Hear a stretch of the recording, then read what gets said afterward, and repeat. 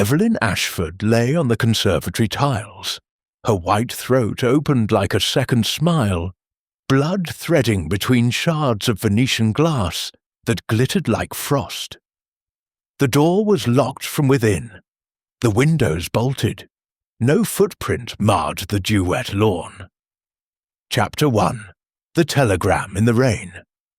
Hercule Poirot sat alone in the first-class compartment of the 1142 from Victoria, the blue leather seat creaking beneath his precise, compact form. The gas lamps along the corridor flickered with each gust that rattled the windows, casting trembling shadows across the telegram. He held between gloved fingers. The paper was cheap, government issue, Scotland Yard's preferred stock, and the message had been typed in haste, the ribbon slightly askew so that the capital E in Evelyn bled into a smudged crescent. Urgent, Evelyn Ashford dead, impossible circumstances, mirror shattered, locked conservatory, no weapon, come at once. Japp Poirot's moustache, that magnificent architecture of wax and pride, bristled with a mixture of irritation and intrigue.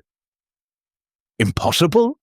The word was a red flag to the little Belgian, a gauntlet thrown down before the finest analytical mind in Europe. He folded the telegram along its original creases, 3 folds, each edge aligning with geometric perfection, and slipped it into the inner pocket of his charcoal overcoat, directly above his heart. A gesture both sentimental and strategic. The heart remembered what the mind must dissect. Outside, the Sussex countryside dissolved into watercolour greys. Rain lashed the glass in diagonal sheets, turning hedgerows into ink blots and telegraph poles into skeletal sentinels. Poirot disliked the English rain. It was indiscreet, soaking through wool and dignity with equal enthusiasm. Yet, even as he adjusted the patent leather galoshes that protected his handmade shoes, his thoughts were already arranging themselves into neat symmetrical patterns. A locked room, a shattered mirror, a throat slashed by a shard that should not, could not, have been wielded by human hand. The tableau possessed a theatrical elegance that both repelled and fascinated him. The train lurched. Poirot steadied his Homburg on the luggage rack and withdrew his pocket watch. 12:07, 3 hours and 23 minutes until Whitehaven. Time enough to reconstruct the crime in the theatre of his mind. He closed his eyes. The conservatory materialized first. A cathedral of glass and iron, its ribs painted the pale green of oxidized copper. Orchids drooped like mourning widows. In the centre, the mirror, Venetian 17th century, its frame carved with nymphs whose eyes had been worn smooth by centuries of gazing. Evelyn Ashford stood before it, her reflection doubled and redoubled in the quicksilver depths. Then movement. A shadow detached itself from the foliage. A gloved hand rose. The mirror exploded outward in a constellation of lethal stars. Evelyn's scream was cut short by the wet sound of steel on flesh.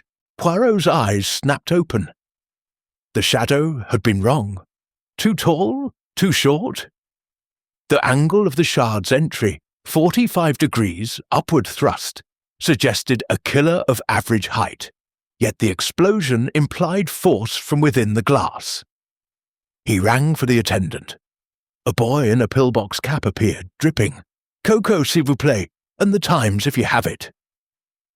The cocoa arrived in a chipped railway cup, too sweet, but Poirot sipped it methodically. The newspaper's front page screamed of Abyssinia, of Mussolini's tanks grinding across the Whodunit.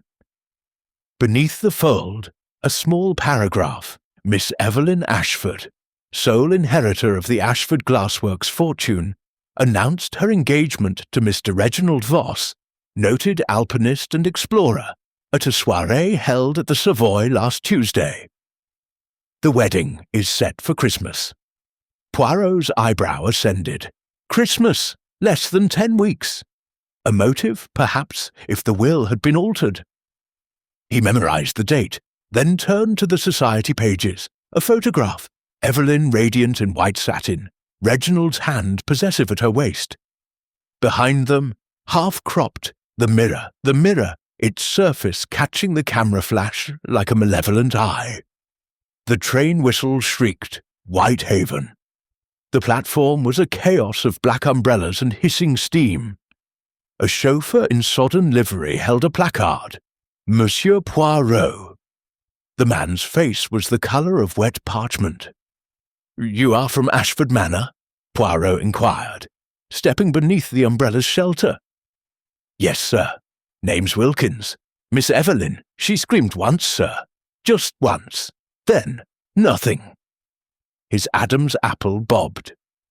"Begging your pardon, but the mirror moved. I saw it in the window from the kitchen garden. The glass rippled like water." Poirot's gaze sharpened. "You were outside at 3:17 a.m. Couldn't sleep. The thunder, sir. And Miss Evelyn, she'd been pacing the conservatory all evening, talking to it." "To the mirror?" Wilkins nodded, rain dripping from his cap brim. "Said it showed her things what weren't there." The Daimler purred through lanes flanked by dripping yews. Ashford Manor emerged like a Gothic fever dream. Turrets, gargoyles, windows blinded by grief. The conservatory jutted from the east wing like a crystal tumour, its panes fractured into a spiderweb of silver cracks. Inspector Japp waited beneath the portico, mopping his brow with a handkerchief, despite the cold. "Poirot, you old bloodhound! Thought you'd be tucked up in London with your tisanes." "Mon cher Japp, when the impossible occurs, Hercule Poirot does not sip, he investigates." Japp led him through the great hall, past suits of armour that gleamed like accusatory ghosts. The air smelled of beeswax, damp stone, and something metallic. Blood. The conservatory door was oak, iron-bound, the lock a Yale of modern design. The key hung on a nail inside, exactly 47 inches from the floor. Poirot measured with his eyes. "Locked from within," Japp confirmed. "Wilkins heard the scream, ran here with the butler. Door wouldn't budge, they broke it down," he gestured to splintered wood. "Found her like that." Evelyn Ashford lay on her back amid the orchids, arms flung wide as if embracing her reflection. Her throat was a red grin, the edges clean but for a slight serration where the glass had torn. The shard protruded at an angle, its tip buried in the parquet. Blood had pooled, then threaded between the shards like rubies spilled across snow. Poirot knelt, careful not to disturb the tableau. The mirror's ebony frame stood empty, its wall bracket bearing a perfect silhouette of silver veins where the glass had burst outward. He traced one vein with a gloved finger. "The explosion was directional, not random. Observe," he indicated the shards. "The largest pieces lie here, farthest from the frame. The force came from within." Japp scratched his head. "Suicide? She smashes the mirror, grabs a piece— Non." Poirot's voice was soft but unyielding. "The angle. To slash one's own throat upward at 45 degrees requires a contortion worthy of Whodunit. And the shard—" He lifted it carefully with tweezers. "It's triangular, base 8 centimetres, tip honed to a scalpel's edge. It entered beneath the jaw and exited beside the carotid. Instantaneous death. No arterial spray on the mirror's frame." He stood, eyes sweeping the room. The French windows were bolted from within, the putty around one pane freshly white. "Recently reglazed. Pourquoi?" A circle, no larger than a sixpence, was scratched into the parquet near Evelyn's right hand. Inside it, a droplet of blood still tacky. Artist's mark? Japp suggested. Or a sigil, Poirot murmured. The mirror was Venetian. Such glasses were sometimes enchanted, miroirs sorciers, ground with diamond dust and the tears of a hanged man. Japp snorted. Load of superstitious rot. Poirot's smile was wintry. Superstition is the refuge of the frightened mind, mon ami. But fear leaves footprints. They moved to the morning room, where the suspects waited like chess pieces on a blood-stained board. Reginald Voss lounged by the fireplace, brandy in hand. Tall, sun-browned, cufflinks flashing with each theatrical gesture. Evelyn was highly strung. The mirror obsessed her. She claimed it whispered. Poirot noted the tremor in the brandy glass. Whispers of what, monsieur? Secrets, betrayals. She was writing a memoir, exposé of the family's dealings in the war. Profiteering, you know. His laugh was hollow.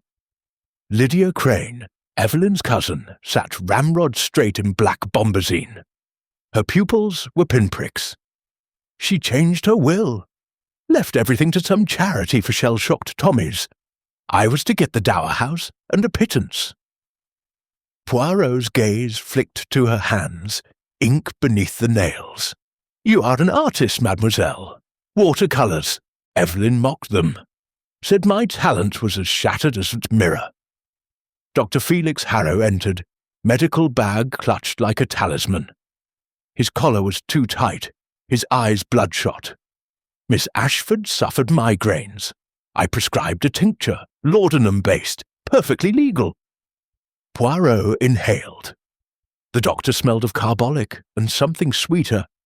Opium and her mental state. Delusions. She believed the mirror showed her past lives. Last came Valérie Dubois, the French restorer, veiled in mourning silk that clung to her like a second skin.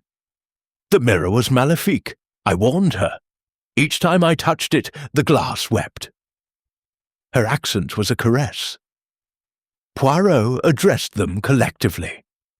4 reflections in a shattered glass. One hides the knife. Poirot's torch cut through the gloom as he ascended the servant's stair. The laugh had come from the attic. Impossible, for the attic was locked. The door hung ajar. Inside, moonlight spilled through a dormer onto a cheval mirror draped in dust sheets. The glass was intact, but its surface rippled, like pond water disturbed by an unseen stone. Poirot approached. His reflection stared back, then blinked out of sync. From the corridor below, the crash of another mirror. Chapter 2. The heiress who saw. Too clearly, Hercule Poirot stood beneath the chandelier's cold constellation, his patent leather shoes planted precisely upon the faded Aubusson carpet, as though measuring the exact centre of suspicion. The room smelled of wet wool, beeswax, and the faint metallic tang that had followed them from the conservatory. 4 pairs of eyes tracked his every micro-movement, yet none dared meet his gaze for longer than a heartbeat. Above the marble mantel, Evelyn Ashford's portrait reigned supreme. The painter, Sergeant Poirot noted with approval, had captured her at the zenith of her beauty. Titian hair coiled like molten copper, emerald eyes sharp enough to slice bread, and a mouth curved in a half-smile that suggested she knew every secret in the room and found them all mildly amusing. The gown was white silk, cut daringly low for 1935, and at her throat, mon Dieu, a single shard of Venetian glass hung on a platinum chain, its edge glinting like a miniature guillotine. Poirot's gaze lingered on the pendant. The shard was identical in curvature to the murder weapon.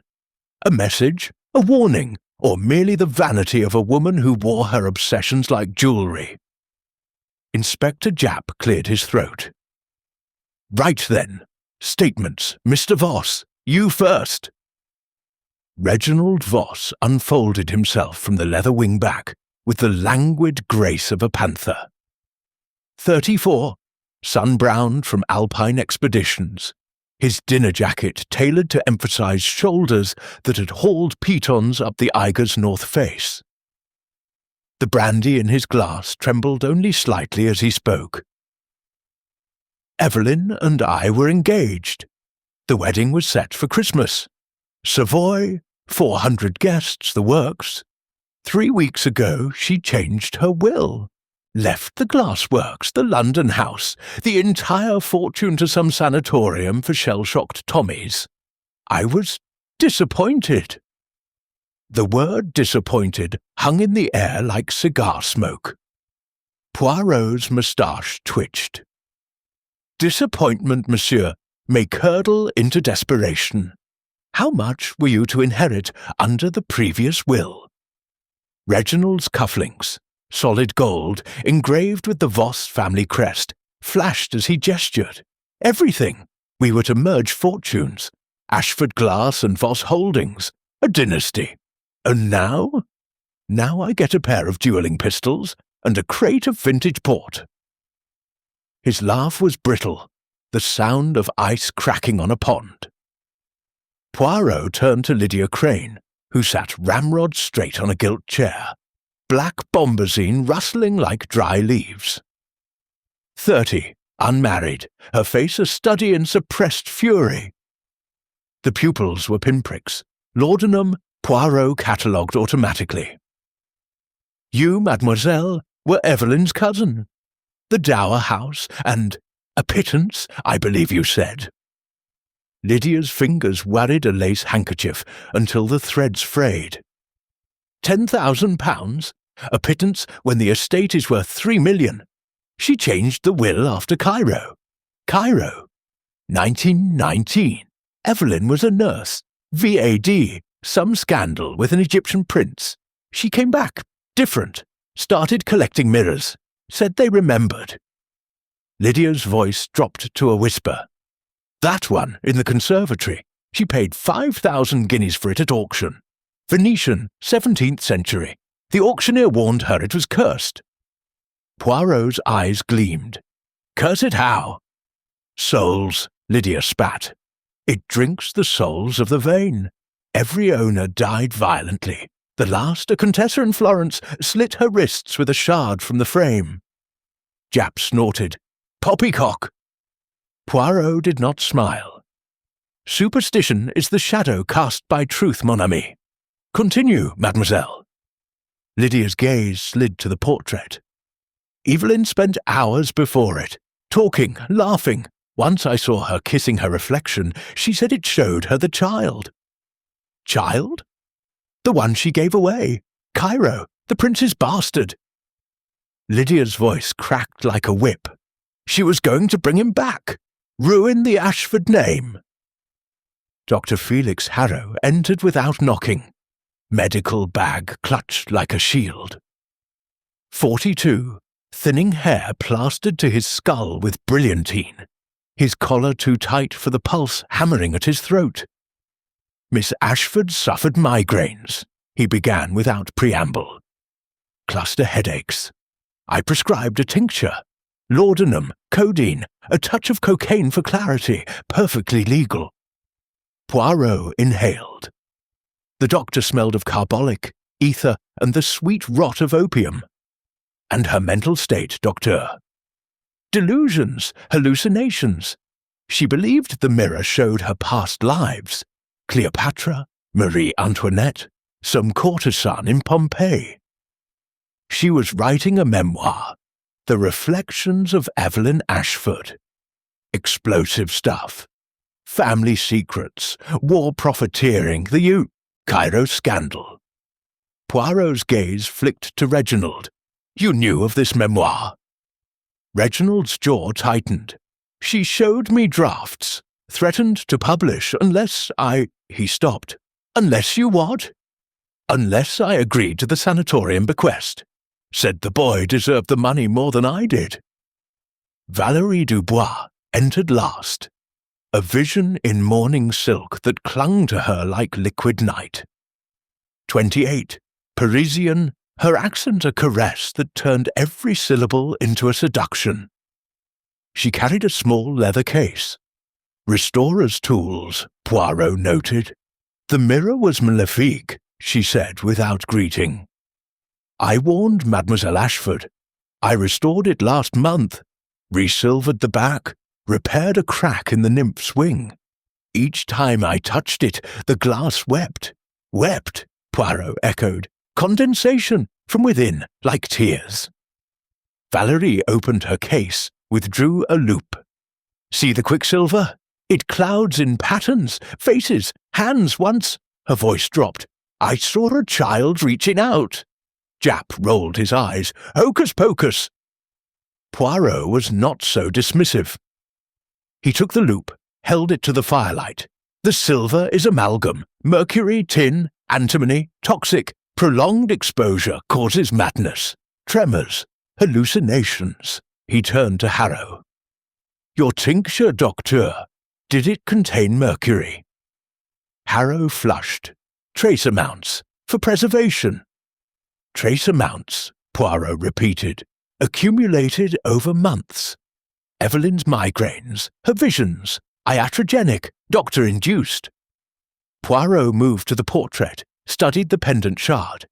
This glass cut from the mirror itself. Valerie nodded. She insisted, said it bound her to the reflection. Wore it, always. Poirot's fingers brushed the frame. Beneath the paint, a hairline crack ran from the pendant setting to the edge. And here, microfractures. The mirror was stressed, ready to shatter at a touch. Reginald laughed nervously. You're saying the mirror killed her? No, mirrors do not kill, but they reflect the hand that wields the blade. Poirot addressed them collectively. 4 reflections in a shattered glass. 1 hides the knife. Let us examine them. He began with Reginald. You were in the billiard room at 2:45 a.m., playing solitary, the butler confirms. But the conservatory is adjacent. A secret panel?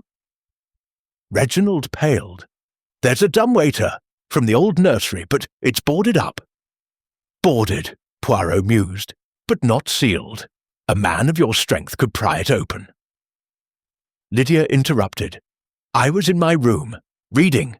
The maid brought cocoa at 3 hours. I heard the scream at 3:17. Your room overlooks the conservatory. Yes, but the curtains were drawn. I saw nothing.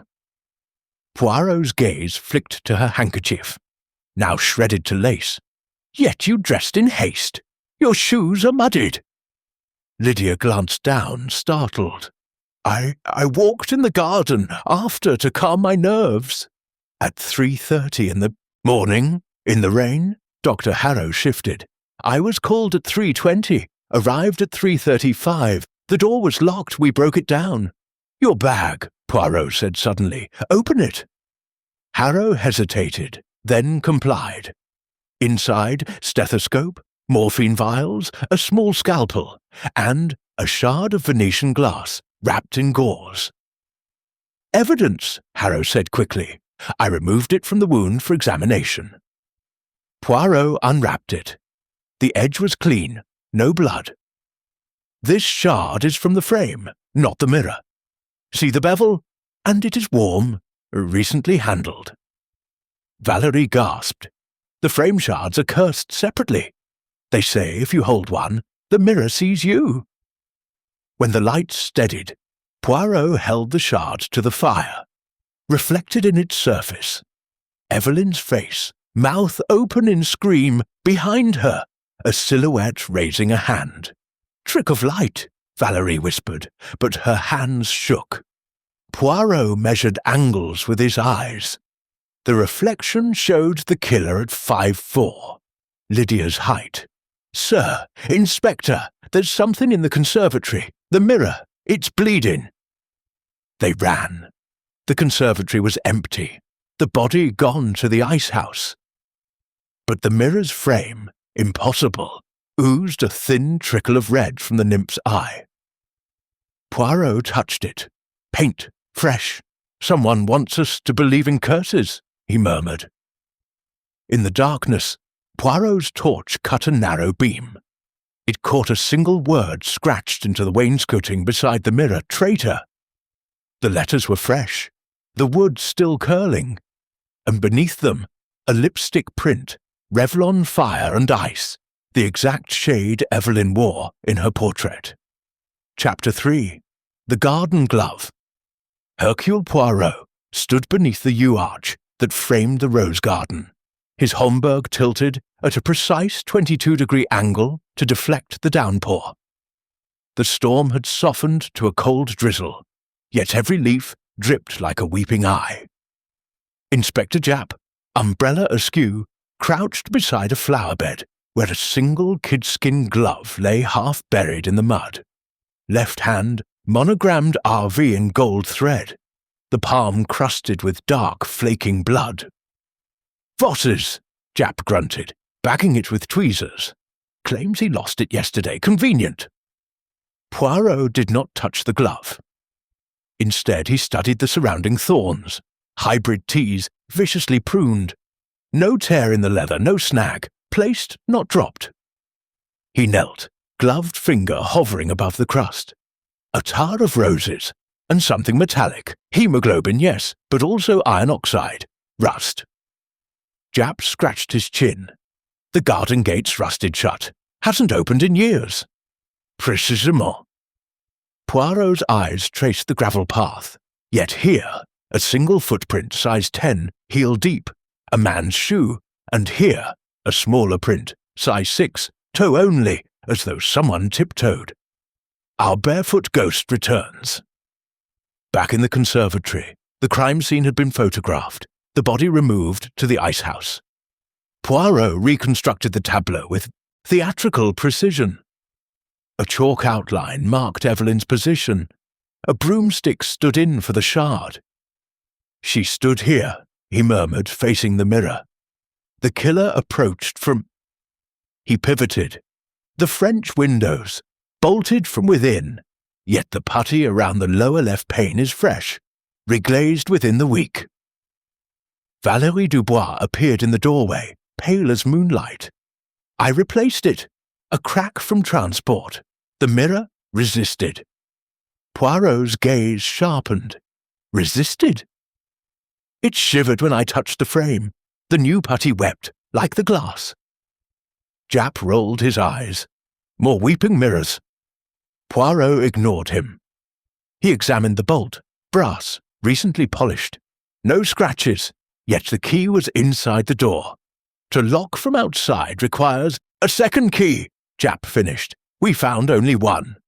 Non? Poirot produced a thin wire from his pocket, inserted it into the keyhole. A soft click. A child's trick. The key is pushed out, falls onto paper slid beneath the door, then retrieved. Classic. Poirot measured the angle of the fatal wound with a tailor's tape.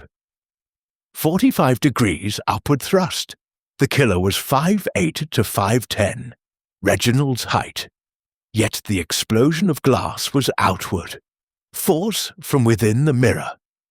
He noticed a faint groove in the parquet, a perfect circle 3 inches in diameter, directly beneath where the mirror had hung. A mount. For what? Valérie whispered. The mirror had a base. Ebony, carved with runes. Evelyn removed it, said it hummed. Poirot's eyes gleamed. Where is this base? Her bedroom, locked. Evelyn's bedroom was a shrine to vanity. Dressing table crowded with crystal bottles, walls lined with mirrors of every era. On the mantel, the ebony base, octagonal, inlaid with mother of pearl. Poirot lifted it, heavy. Beneath, a cavity lined with velvet and a single strand of monofilament wire, invisible unless light struck true. Fishing line, Japp breathed. Voss's hobby. Poirot's voice was silk, rigged through the frame, anchored to the base. A sharp tug, snap. The wire slices across, shatters the glass outward. The perfect impossible crime. Gardening at dawn, monsieur? Poirot inquired mildly. Reginald's smile was thin, clearing my head. The glove. Mine, yes. But I was in the billiard room all night. Ask the butler. The butler retired at 1 a.m., Japp said. No alibi after that. Reginald's cufflinks flashed as he gestured. The wire. Anyone could have planted it. Lydia's an artist. She works with fine tools. Poirot's gaze flicked to Reginald's shoes, size 10, caked with mud. The footprint by the rosebed. Yours? I walked there, after the scream, to see. Yet the smaller print, size 6, leads away from the house, towards the potting shed. Inside, a chaos of clay pots and spiderwebs. On the workbench, a jar of attar of roses, a rusty scalpel, and child's bare footprint in the dust, leading to a loose floorboard. Poirot pried it up. Beneath, a bundle wrapped in oilskin. Inside, a second glove, right hand, RV monogram, soaked in blood. And a lipstick tube, Revlon fire and ice. Japp whistled. Planted? Oui, but by whom? Poirot held the lipstick to the light. The shade matched the print on the wainscoting. Evelyn's. Yet she wore none last night. Dr. Harrow confirms. Valerie entered, eyes wide. The mirror showed me, last night, a woman in red lipstick smashing the glass from inside. Poirot's laugh was soft. The only woman inside the mirror, mademoiselle, is the one who staged the scene. Chapter 4. The Suicide Note. That lied. Hercule Poirot sat at the late Evelyn Ashford's roll-top desk, the green banker's lamp pooling a circle of gold across scattered correspondence.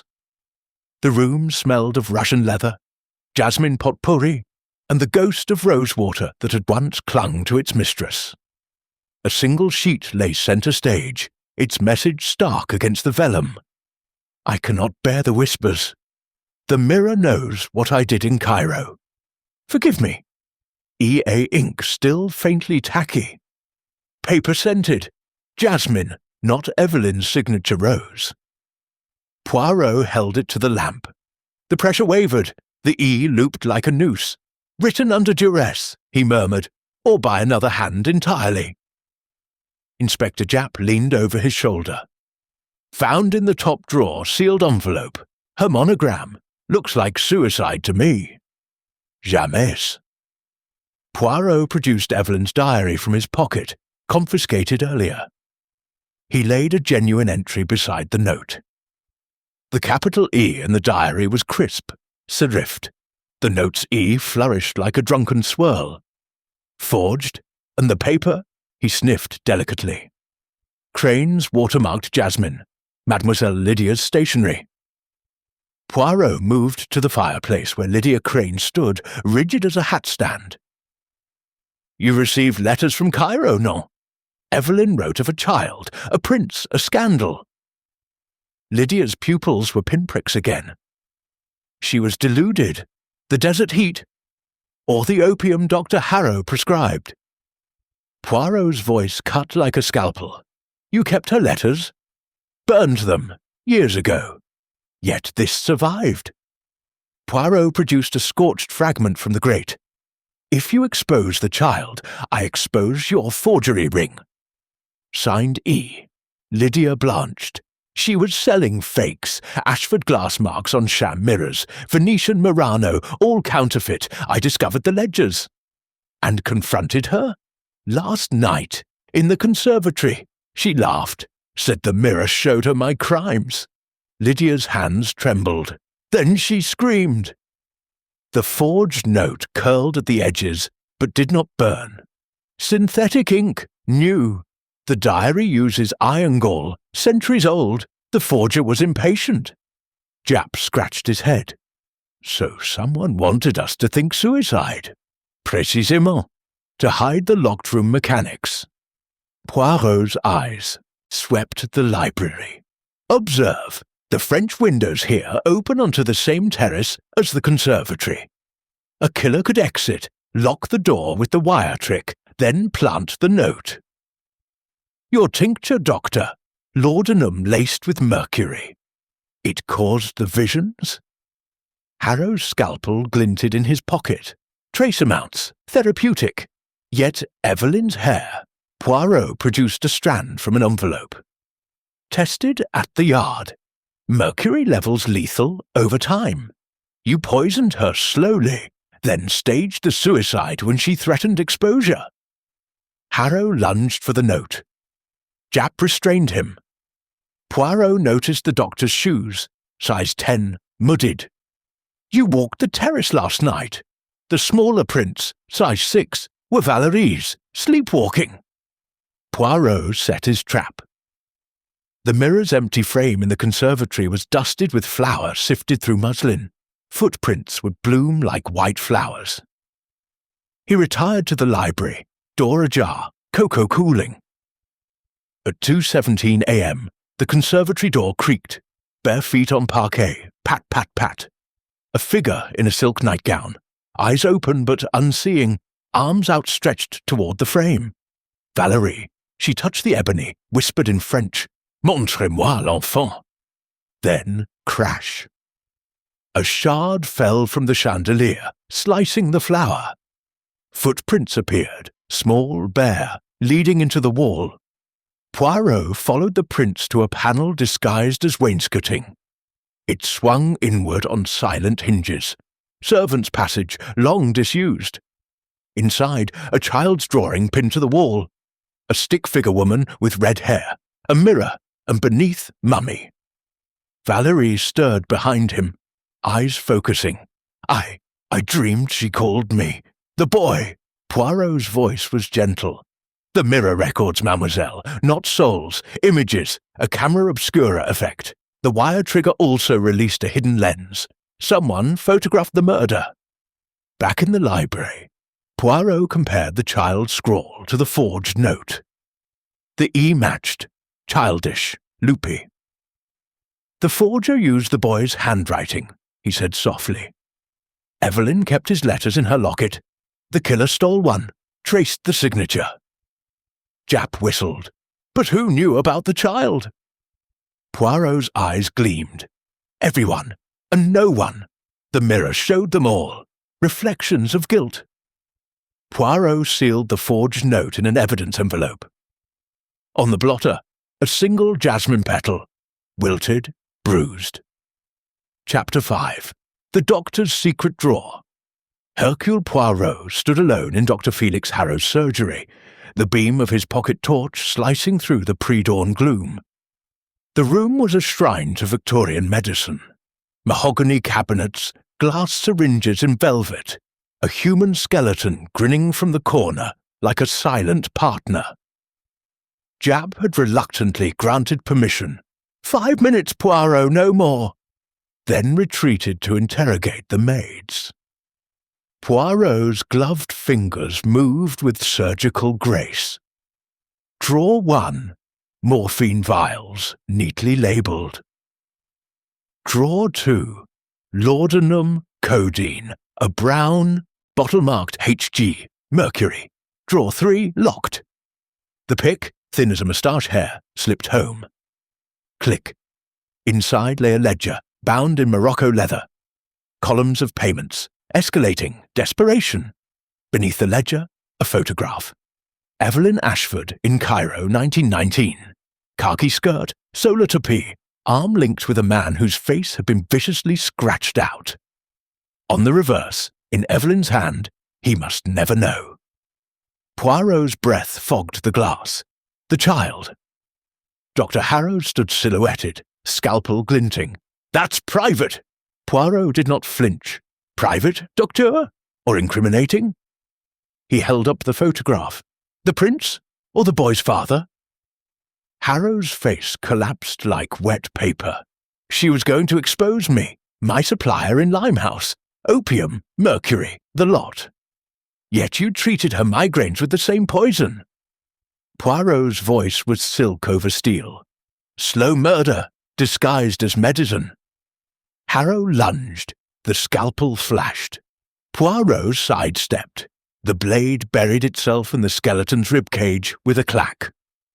Japp burst in, wrestled the doctor to the floor. Poirot knelt, examined the scalpel. Chicken blood, from the kitchen. You staged the shard in your pocket. Misdirection. Harrow spat. I loved her. She begged for the tincture. The visions were hers.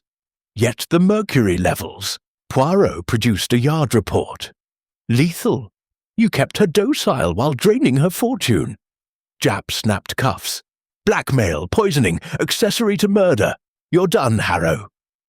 Poirot returned to the ledger. A final entry, dated yesterday EA. $2,000. Final. He flipped to the back page. A pressed jasmine petal. Lydia's stationery and a child's drawing. A stick-figure doctor with a red X over his face. The boy, she whispered. I saw him. In the mirror, he pointed at Harrow. Poirot's gaze softened. The mirror records, mademoiselle. A camera obscura. The wire trigger also released a hidden lens. Someone photographed the murder. Valerie's hands trembled. I sleepwalk. Last night, I woke in the passage. Flower on my feet. Poirot nodded. The size 6 prints, yours, but the child's drawing. Poirot followed the bear prints to the secret panel. Inside the passage, a child's shoebox. Within, a locket, Evelyn's, containing a curl of red hair and a photograph of a boy, age 6. On the back, my son, Cairo, 1925. The boy's eyes were Reginald Voss's. Voss's bastard, Japp breathed. Evelyn was bringing him back, the sanatorium bequest, to fund his future. Poirot's voice was grave. Reginald threatened exposure. Illegitimacy would ruin the Ashford line. You think I killed her? I was covering for him. Voss rigged the wire. I supplied the mercury to keep her quiet. Poirot's eyes narrowed. Yet the silhouette in Valerie's shard shows 2 figures. He held it to the light. Reflected, Evelyn's face, mouth open, behind her a tall man and a smaller figure, hand raised. Chapter 6. The Mirror's Memory. Valerie Dubois knelt before the ebony frame, restoring a sister shard under a green-shaded lamp. The glass was no larger than a postcard, yet it drank the light like a vampire. Poirot stood behind her, hands clasped behind his back, watching the quicksilver clouds swirl in slow, hypnotic spirals. See? Valerie whispered. It records. She tilted the shard. For an instant, Evelyn's face bloomed, mouth open in scream, eyes wide with betrayal. Behind her, a silhouette raised a shard. The angle caught the killer at 5'4", Lydia Crane's height. Trick of light, Valerie insisted, but her breath hitched. Poirot took the loop. No, a latent image. The mirror was coated with collodion, photographic emulsion. The wire trigger released a magnesium flash. Someone captured the murder. Poirot's torch swept the ebony. A hairline seam ran along the nymph's wing. Click, a secret compartment. Inside, a tiny brass cylinder, no longer than a cigarette. Japp whistled. Film canister. Poirot unscrewed it. A strip of nitrate film, 35mm, curled like a sleeping snake. Developed in the darkroom beneath the stairs. Monsieur Voss's hobby. The tray of developer trembled in Poirot's gloved hands. An image emerged. Evelyn facing the mirror. Reginald behind her, shard raised. But wait, a second figure, smaller, crouched at the frame's base, pulling the wire. Lydia. Poirot entered without knocking. You forged the mirrors, mademoiselle. Ashford marks on Murano fakes. Evelyn discovered the ledgers. Lydia whirled, a half-burned page curling in her fingers. She was going to ruin us. The family name was already ruined by your greed. Poirot snatched the page. If you expose the child, I expose your forgery ring. Signed E. Lydia's face crumpled. Reginald promised to split the profits. Then Evelyn changed the will. The boy was leverage. Poirot's voice was ice. Reginald's son. Evelyn planned to bring him home. You both feared exposure. Poirot gathered the suspects. The restored shard now showed the full tableau. Reginald slashing, Lydia triggering the wire, the mirror exploding outward to hide the blade. Reginald laughed nervously. Clever parlour trick. No, your cufflink. Poirot produced it, snagged from the wire's groove. Caught when you rigged it yesterday. Valerie gasped. The mirror was cursed. By you. On the wall, the murder played in ghostly monochrome. Evelyn's scream was silent, but her eyes accused. The final frame froze on Lydia's face, distorted with triumph. Lydia screamed, It was his idea! He said the wire would make it impossible! Reginald bolted. Japp tackled him amid the orchids. Poirot continued, You staged the locked room. Evelyn entered to confront you about the forgeries. Reginald slashed her throat. Lydia triggered the wire. The glove, planted with pig's blood. The note, forged with jasmine ink. Lydia sobbed, You used my ink? Reginald sneered. She was leaving me penniless for her bastard. Poirot held up the film. The mirror remembered everything, even the child's handprint, yours, Lydia, when you crawled through the passage to retrieve the canister. Valerie whispered, I saw the boy. In the mirror, he pointed. Poirot caught it. On the back, a child's scrawl, Mummy, etched with a compass point. Chapter 7. The wire in the frame. Hercule Poirot stood at the exact centre of the conservatory, chalk marks still ghosting Evelyn's outline on the tiles. The ebony frame loomed behind him, empty yet menacing. In his gloved hand, a length of monofilament wire, thin as spider silk, glinting like ice under the single bulb. Messieurs, dames, he announced, voice crisp as starched linen. The performance is over. The curtain falls. Reginald Voss, wrists cuffed, sneered from the French windows. Lydia Crane sat on a wrought-iron bench, bombazine soaked with tears and orchid water. Dr. Harrow slumped against a palm trunk, defeated. Valerie Dubois clutched the restored shard like a talisman. Japp stood guard, truncheon tapping his palm. Observe. He looped the wire through hidden eyelets in the frame. Click, click, then anchored it to a brass pin concealed in the nymph's wing. Invisible, unless the light strikes true. A sharp tug, he yanked. The wire whipped across the empty space with a zing. A test pane, propped where the mirror had hung, exploded outward in a lethal starburst. Shards rained like crystal hail. Reginald flinched. Parlour trick! Non! Poirot produced the cufflink, gold, RV monogram, snagged from the wire's groove. Caught when you rigged it yesterday, monsieur, while the household slept. Valerie gasped. The mirror was cursed by you. On the wall, the murder replayed in merciless monochrome. Frame by frame. Evelyn enters, locket gleaming. Reginald steps from behind the ferns, shard raised.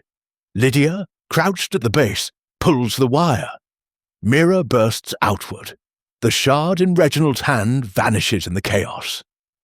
Lydia pockets the film canister. Freeze on Lydia's face. Triumph, then terror. It was his plan. The wire, the flash, the impossible room. He said it would fool even you, Monsieur Poirot. Reginald lunged, cuffs clinking. Liar! You forged the note. Jasmine ink, your stationery. Poirot raised a hand. Silence fell like a guillotine. Assez. The mechanics are clear. Evelyn confronted you both about the forgery ring.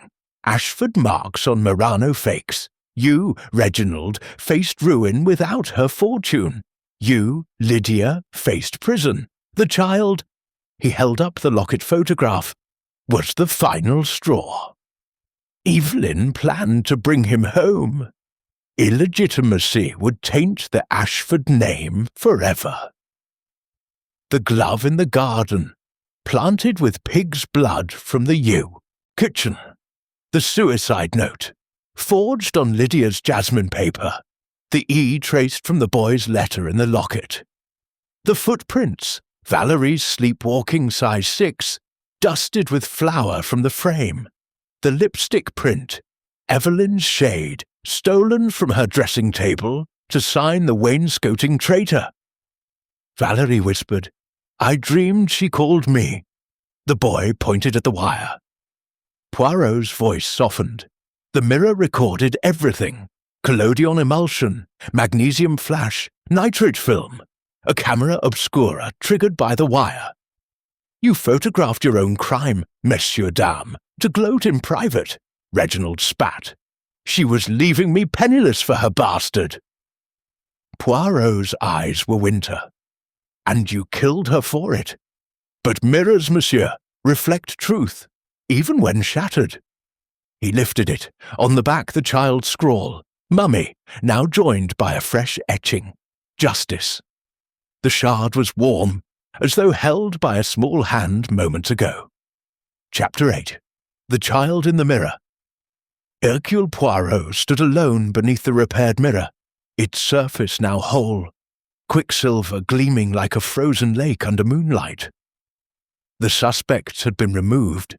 Reginald and Lydia to the cells, Harrow to the surgery under guard, Valerie to her room with a sedative.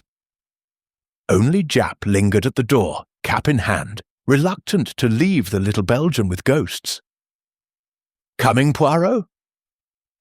"Un moment, mon ami. The mirror still has one reflection to give." Poirot produced the final shard from his waistcoat, the one etched justice. He slotted it into the last gap. Click! The mirror shivered. Not with wind, there was none, but with memory. A ripple crossed the glass. Evelyn appeared, not as the corpse, but as the woman in the portrait. Titian hair unbound, emerald eyes alive with fierce love. In her arms, a boy of 6, red curls, Reginald's jaw, Evelyn's smile. The child looked straight at Poirot. "She kept me safe," he said, voice clear as chapel bells. "In the glass." Poirot's voice was soft. "You are the sanatorium's heir, Evelyn's legacy." The boy nodded. "They wanted to bury me, like the forgeries, but Mummy said the mirror remembers." Behind them, in the reflection, the murder replayed in reverse. Shards flying inward, blood retreating into Evelyn's throat, the wire uncoiling, Reginald and Lydia stepping backward into shadow. Poirot's eyes narrowed. "The camera obscura. You saw everything. I hid in the passage. Valerie sleepwalked. She left the panel open. I watched through the crack." The boy's small hand pressed the glass from inside. "I etched Mummy so she'd know I was near." Poirot turned the locket over in his palm. Inside, the curl of red hair, the photograph, and new, a tiny brass key. "For the base," the boy's voice echoed, now from the frame itself. "The real will, not the forgery." Poirot knelt, inserted the key into the ebony octagon. A drawer slid open, within a single sheet, wax-sealed, dated 3 days ago. "To my son, Alexander Ashford Voss. All Glassworks shares, the manor, the London house. The sanatorium is yours to found. Let no one silence you again. Mother witnessed by Dr. Harrow, before his fall. Reginald never saw this," Poirot murmured. "Evelyn hid it when she suspected betrayal. The forgery ring, the mercury, the wire, all to suppress the true heir." The mirror rippled again. The boy smiled, then reached through the glass. His small fingers brushed Poirot's cheek, cold as winter rain. "Tell them I forgive Valerie. She cried for Mummy." She placed her hand over her heart, over the locket Poirot now wore. "Truth is the only curse," she whispered. "Break it!" The mirror cracked, hairline deliberate from her heart to the frame's edge. No shards fell. Poirot addressed the empty room. The child was never in danger. The mirror protected him by showing the crime to the one person who could solve it. He turned to Jap. "The boy is with the housekeeper. Hidden since Cairo. Evelyn arranged it years ago. Valerie's sleepwalking led him to Flower, to the passage, to the shard. He left clues for us." Jap swallowed. A 6-year-old mastermind. No, a mother's love, reflected perfectly. Chapter 9. The Reflection's Revenge. Hercule Poirot lingered long after Jap's footsteps faded down the corridor. The manor had exhaled its suspects. Reginald and Lydia to the police van, Harrow to the infirmary, Valerie to a train for Dover, but the air still crackled with unfinished business. The mirror, whole again, stood sentinel, its surface rippling like black water under moonlight. Poirot counted the shards aloud, voice soft as confession. "Dixcept, 17, yet one was missing." He climbed the servant's stair, torch beam cutting the dark. The attic smelled of camphor and forgotten summers. In the centre, beneath the dormer, a cheval glass draped in dust sheets. The cloth lay pooled on the floor, as though removed moments ago. The mirror was intact. Poirot's reflection stared back, then stepped aside. The boy emerged from the glass, barefoot, red curls tousled. Alexander Ashford Voss, age 6, wearing the same pyjamas from the hidden passage. "You came back," Poirot said, "to finish it." The child's voice was clear, unafraid. "The last shard is here." Etched on the back, mummy in childish scrawl, now joined by a fresh line. "For Valerie." Poirot knelt. She blames herself. The sleepwalking, the flower, the open panel. Alexander shook his head. "She saved me. When they argued, she left the passage ajar. I crawled through, hid in the orchids. I saw everything." He pressed the shard into Poirot's palm. "Give it to her. Tell her the mirror forgives." Poirot found her at the French windows, staring at the dawn-lit garden. The glove, the lipstick, the child's tooth, all evidence bagged and labelled. "Mademoiselle," offered the shard. "From Alexander." Valerie's fingers trembled as she took it. The glass warmed, then projected, a flicker of light across the tiles. Evelyn smiling, arms open, the boy running to her. No blood, no wire, only love. Valerie sobbed once, a sound like glass breaking in reverse. "I thought I led them to her." "No, you led him to safety. The mirror used you, as it used us all." Poirot watched the quicksilver settle. 17 shards, 17 truths. The curse was never supernatural. It was reflection, unflinching, merciless. Every lie cast back until it shattered the liar. Valerie wiped her eyes, and the boy, safe, with the housekeeper. The will is filed. Alexander inherits all. Poirot turned to the mirror one last time. "Adieu, Madame Ashford. Your son is free." The glass rippled. Evelyn appeared, whole, radiant. She placed a hand on the inside surface, directly over Poirot's heart. The mirror cracked, a single deliberate line from her palm to the frame's edge. Then it healed, the fracture sealing like a scar knitting. At the station, Poirot handed her a small parcel. "For Paris. The Louvre has accepted the mirror, cursed label removed. You'll oversee its installation." Valerie smiled through tears. A new reflection.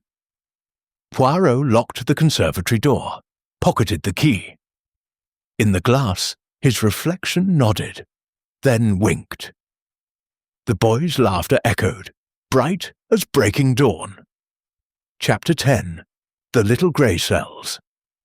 Hercule Poirot sat opposite Inspector Japp in a pair of wingback chairs salvaged from the drawing room. Between them, a small table, 2 cups of cocoa, Poirot's laced with a whisper of rum, and the complete dossier of the Ashford case, bound in red string. The clock on the mantel struck 6. Dawn had surrendered to a pale winter morning. Japp stirred his cocoa with the air of a man who had seen miracles and still preferred paperwork. All wrapped up, then. Voss and Crane for murder, Harrow for poisoning and blackmail, Valerie as witness. The boy, Alexander, gets the lot. Poirot's moustache curved in satisfaction. Précisément.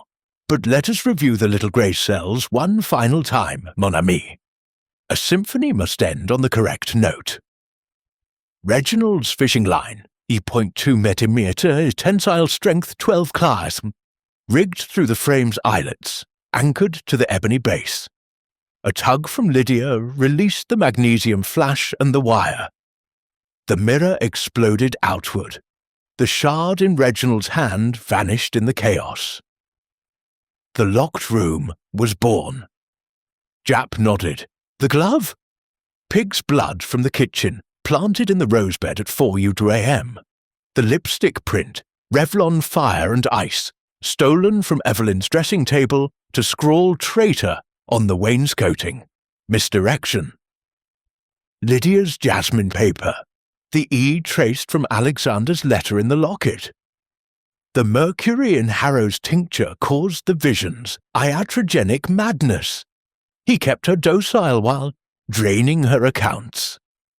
Poirot sipped his cocoa. The footprints, Valerie's size 6, sleepwalking, dusted with flour from the frame. She left the secret panel ajar. Alexander crawled through, hid in the orchids, etched mummy on the shard with a compass point. The child was the silent witness. 35 mm collodion emulsion, camera obscura in the frame. The wire triggered the flash. They photographed their own crime, vanity, to gloat in private. The dark room beneath the stairs was Reginald's. Japp whistled. And the mirror's curse. Superstition. Fear is the only demon. The quicksilver clouds. Mercury vapor from the amalgam, toxic over time. The weeping glass, condensation from the orchid's heat. The boy's image, a latent projection. Alexander pressed his face to the shard when Valerie restored it, to Evelyn Ashford, who saw her child in every reflection and paid for it, to Alexander, who used the mirror's memory to bring justice, and to the little grey cells which never lie. Alexander Ashford Voss, now in a tweed coat 2 sizes too large, stood on the manor steps with the housekeeper. The sanatorium's architect waited beside him, plans for a children's wing unfurled. Poirot descended, offered the boy the locket. Your mother's final reflection? Alexander opened it. Inside, the curl of red hair, the photograph, and a new addition, a tiny mirror shard, etched always. Valerie's train had reached Paris. The Louvre's Venetian gallery now housed the mirror label reading Miroir Sorcier, restored by V. Dubois, curse none. Lydia Crane confessed to the forgeries, 300,000 in fakes. Reginald Voss hanged himself in his cell with a bedsheet. Harrow died of mercury poisoning in hospital, whispering Evelyn's name. Japp shivered. Still gives me the creeps. Poirot's reflection winked. Alone. Non, mon ami. It is merely glass. The curse was human, and humans, he tapped his temple, are cured by truth.